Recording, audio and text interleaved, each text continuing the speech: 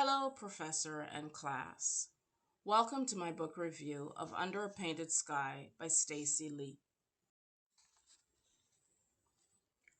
Under a Painted Sky by Stacey Lee is a non-conventional Western set in Missouri in 1849.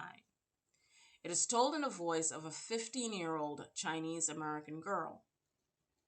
Conventional Westerns are centered around white males and how the Native Americans and the land out west were conquered through fulfilling manifest destiny. This story tells about Samantha, who is at odds with her father in a time period where it is quite a fortune for a girl to have a father to protect her. The archetype of luck tied to Chinese folklore plays a significant role in characterizing her. Samantha was born in the year of the snake, and as such her fate could go either which way, as explained in the book. This character detail creates a reason to follow her story as she encounters various trials and challenges. Stepping out of cultural expectations, one day Samantha talks back to her father before leaving the house. Later she finds that her father was killed in a fire. The reality of being unprotected in a rather harsh world becomes clear to Samantha, and she immediately faces deep regret for her actions. Death, grief, and suicidal ideation are handled with maturity and understanding. Through her character, teens may come to terms with some of the questions they might have regarding such strong issues, especially in the context of conflicting feelings. It is clear that Samantha has great respect for her father because when she contemplates suicide, she decides that her father would be disappointed and she abandons the idea. Now we know that the resolution of suicidal ideation is not so simple. Similarly, however, young people can come to realize that uncomfortable feelings may exist in the same space as wonderful and more acceptable feelings. Ultimately, the reader sees how her choosing the best possible reaction is demonstrated in her inward and outward journey out west. That journey is precipitated by a near rape. With her father gone, she's left open to the evils of the world. A man attempts to rape her, and Samantha kills him. She's then forced to flee.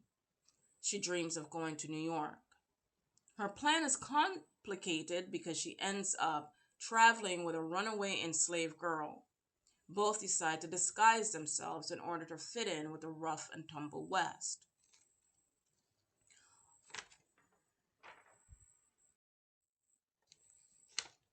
Altogether, it is a wonderful book to include in any library. It shows the real context under which women and young girls had to devise methods of survival in an otherwise glorified part of American history. This book is mostly suitable for high school students due to the heavy themes and a scary attempted rape.